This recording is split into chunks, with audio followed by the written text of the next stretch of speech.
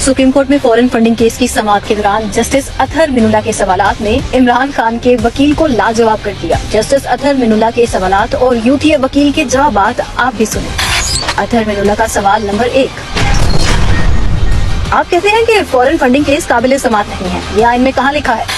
UTA वकील का जवाब, हमारा मौकिफ है कि वो खैराती अस्पताल चलाते हैं जिसके लिए वो बाहर के मुल्कों से चंदा जमा कर सकते हैं। अतहर मिनुल्लाह का सवाल नंबर 2, इमरान खान पर कायम मुकदमा चंदा जमा करने का है या बैरूनी इदारों से गैर कानूनी रकम वसूल करने का? यूटीए वकील का जवाब, गैर कानूनी तरीके से रकम वसूल करने का। अतहर मिनुल्लाह का सवाल नंबर 3,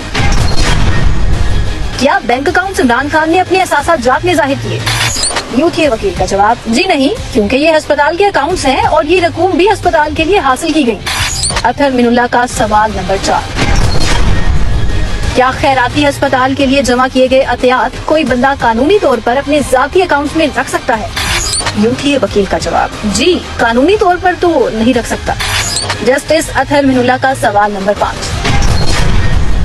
दस्तावेजात में लिखा है कि इंडिया से $2 लाख, अमेरिका से $26 लाख, इंग्लैंड से $16 लाख, जर्मनी से $11.5 लाख और इजराइल से $29,63,000 की रकूम इमरान खान के अकाउंट्स में आई है।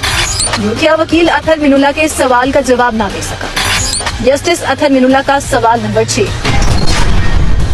इन दस्तावेजात से जाहिर होता है कि खैराती अस्पताल के लिए हासिल की गई रकूम आपके मुवक्किल की जाती अकाउंट्स में मुंतकिल की गई। यूटीए वकील का जवाब, जी, मुझे अपने बाकी साथी वकीलों से मशवरा करने के लिए वक्त दरकार है। वकील साहब, जरा गौर से सुन लें, आपका मुवक्किल बैक वक्त 4 जुराइम का मुर्तकिब हुआ है।